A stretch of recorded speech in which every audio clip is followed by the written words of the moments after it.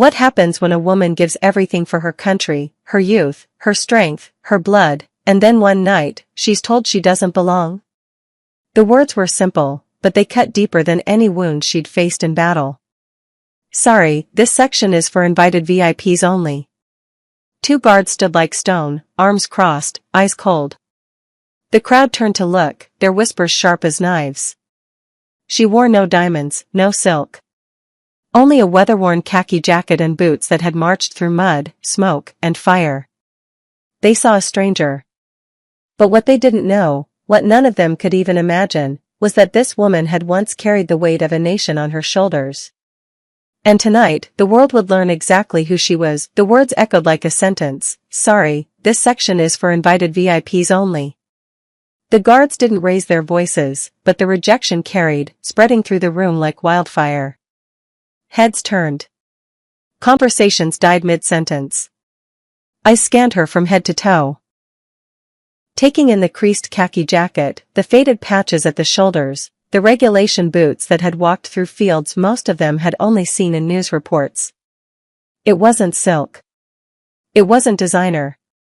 It wasn't glittering under the chandelier. And to this crowd, that was all that mattered. A few guests chuckled under their breath, their laughter blending with the clinking of champagne glasses. Someone whispered, "Who even let her in?" And just like that, the velvet rope became more than a barrier. It was a line drawn between the world of privilege and the world she had fought to protect. But she didn't flinch. Not yet. She simply stood there, a lone figure in a sea of polished gowns and sharp tuxedos, carrying the kind of silence that could cut sharper than words. To the crowd, she was nobody. Just a woman out of place, crashing an event she didn't belong to. But the truth?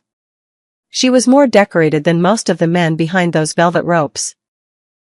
Years ago, while these guests toasted champagne in glittering halls, she was marching through deserts and jungles, carrying a rifle heavier than her own body. She had worn that same khaki jacket on nights when the air burned with gunfire, when every heartbeat could have been her last. Her chest had once been pinned with medals, symbols of courage, duty, and sacrifice. But here, stripped of ceremony, those honors meant nothing.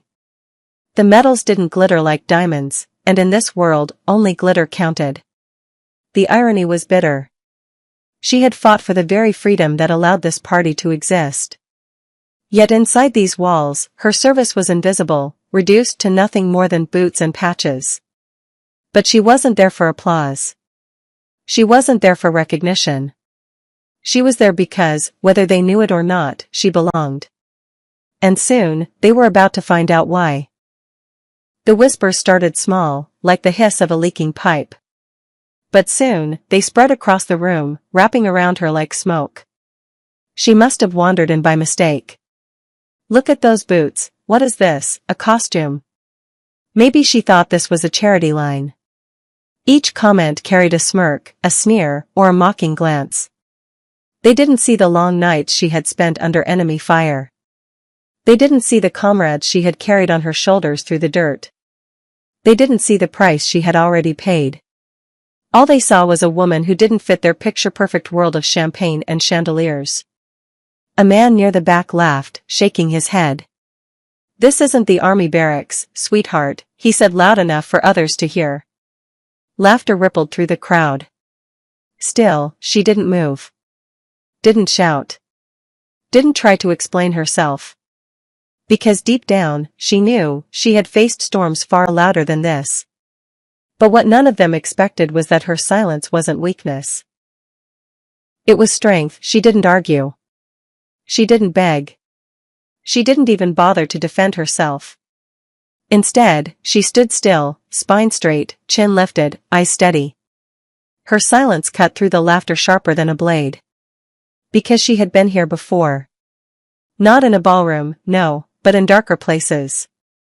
In moments where the air was thick with smoke, where every second was survival, where respect wasn't granted, it was earned in blood. The velvet rope was nothing compared to the barbed wire she'd once crawled under. The mocking voices were nothing compared to the screams of men she'd carried from the battlefield.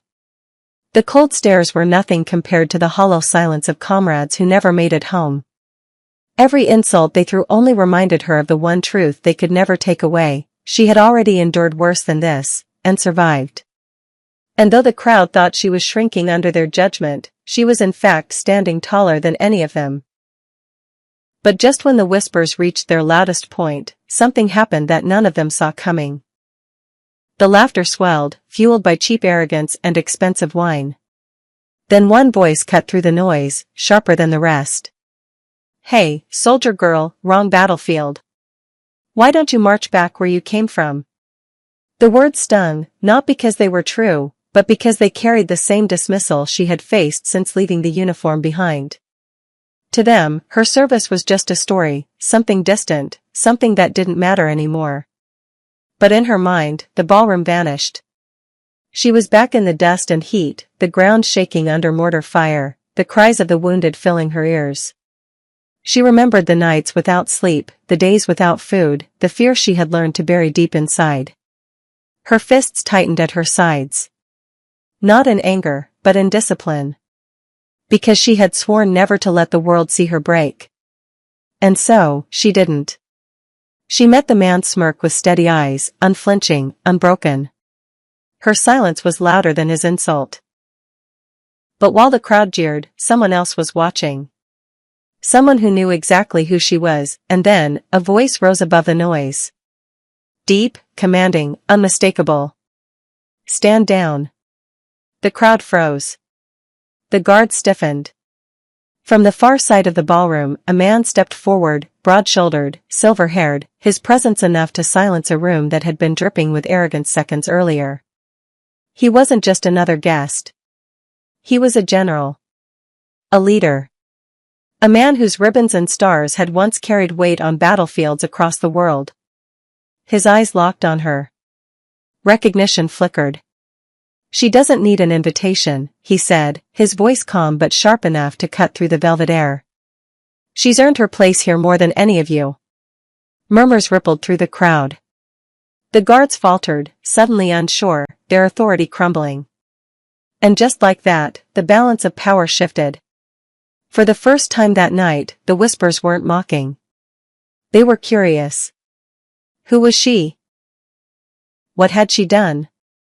And why did a man of such stature stand in her defense? The truth was about to surface. The velvet rope lifted. But this time, it wasn't the guards who moved, it was the crowd itself, parting to make way for her. The general's words hung in the air, undeniable. And in that silence, truth began to ripple through the room. Someone gasped softly. Another whispered, "She's a veteran, decorated." Faces that had once twisted in mockery now shifted to shame. Champagne glasses lowered. Eyes dropped. Every laugh, every sneer, every cruel word suddenly felt heavy in their throats. Because now, they understood. This woman wasn't an intruder. She wasn't lost. She wasn't pretending. She was the real thing, battle-tested, scarred, and stronger than any of them could ever hope to be. As she stepped past the rope, the chandeliers above seemed to shine a little brighter, as if even the light itself knew it was honoring someone worthy. The room that once rejected her now stood still, silent, almost reverent. But for her, it wasn't about their approval. It was about something much larger. Something they could never fully grasp. As she crossed the room, a thought lingered: this wasn't just her story. It was the story of thousands like her. Men and women who had traded comfort for sacrifice. Who had bled, sweated, and endured for their country, only to return to a world that celebrated them in parades, and forgot them in everyday life. The velvet rope that tried to stop her wasn't just a barrier to a party. It was a mirror of the invisible walls veterans face every single day: doors closed, respect withheld, honor forgotten. And in that single moment, standing beneath the chandeliers, she wasn't just one soldier in a khaki jacket. She was every soldier who had ever felt invisible. The laughter had died. The whispers had silenced. And the truth was undeniable: respect isn't about diamonds, or silk, or VIP lists. It's about sacrifice. It's about courage. It's about honor. And that night, one woman reminded them all. In the end, the velvet rope wasn't the real barrier. It wasn't about a ballroom or a guest list. It was about a world too quick to judge on appearances, too blind to see the scars of sacrifice, too eager to forget the people who gave everything for them. That night, one woman stood tall, not because she wanted recognition, but because she had already earned it, long before the chandeliers, the champagne, or the velvet ropes. Her silence spoke louder than their laughter. Her dignity stood taller than their arrogance. And her presence reminded them of a truth they could never deny: real honor doesn't wear silk or diamonds. It wears sacrifice. So the next time you walk past someone who doesn't fit the picture of success, remember, heroes don't always look like the ones on magazine covers. Sometimes, they wear boots.